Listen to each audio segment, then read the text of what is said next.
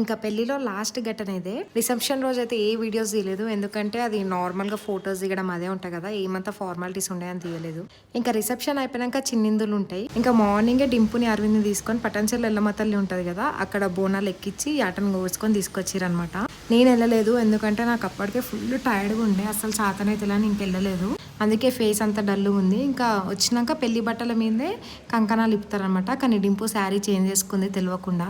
ఇంకా అమ్మాయికి అబ్బాయి, అబ్బాయికి అమ్మాయి కంకణాలు ఇప్పుతారు. అండ్ అలానే పుస్తలు కడతారు కదా పెళ్ళిలో, అవి ఇంకా పుస్తల తాడు కూడా వేస్తారనమాట ఆ రోజు. ఆ పుస్తల తాడుకి ఒక తాడు తీసుకొని ఈ పుస్తలతో పాటు 5 మంది ముత్తైదులు ఉంటారు కదా, వాళ్ళ దగ్గర ముత్యాలు, పగడాలు, నల్ల పూసలు అవి తీసుకొని కుచ్చి ఇట్లా వేస్తారనమాట. ఇంకా తర్వాత ఎప్పుడైనా అలిపించుకోవచ్చు మంచి రోజులు చూసి. ఇంకా వేసినాక కాలు మొక్తారు కదా, యాజ్ యూజువల్ అట్లనే కాలు మొక్తారు. ఇంక ఇప్పిన కంకణాలు ఉంటాయి కదా అమ్మాయివి అబ్బాయివి, అవి తీసుకెళ్లి పందిరి గుంజకు కడతారు. ఆల్రెడీ పందిరి గుంజ నుంచి నేను పోషమనాగుల్ బ్లాగ్లో చెప్పాను కదా, ఒకవేళ మీరు ఎవరైనా మిస్ అయితే ఆ బ్లాగ్ చూసేయండి.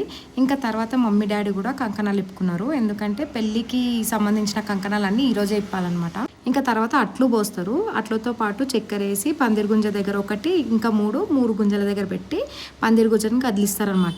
ఇంకా దాంతో పాటు ఐరన్లని, సుర్రాయిలని, గరగబుడ్డిని, ఇంకా పెళ్లి రోజు కూరాడ్లు పెడతామని చెప్పిన కదా, అవి కూడా కదిలిచ్చేస్తారనమాట. ఇంకా ఈవినింగ్ ఏమైందో నెక్స్ట్ వ్లాగ్లో చెప్తాను, అది మాత్రం అస్సలు మిస్ అవ్వకండి. అండ్ అలానే చాలా మంది నా వీడియోస్ చూస్తున్నారు కానీ సబ్స్క్రైబ్ మాత్రం చేసుకోవట్లేదు. ఈసారి ఈ వీడియో మీ వరకు వస్తే మాత్రం సబ్స్క్రైబ్ చేసుకోండి ప్లీజ్. ఓకే మరి ఉంటా, బాయ్.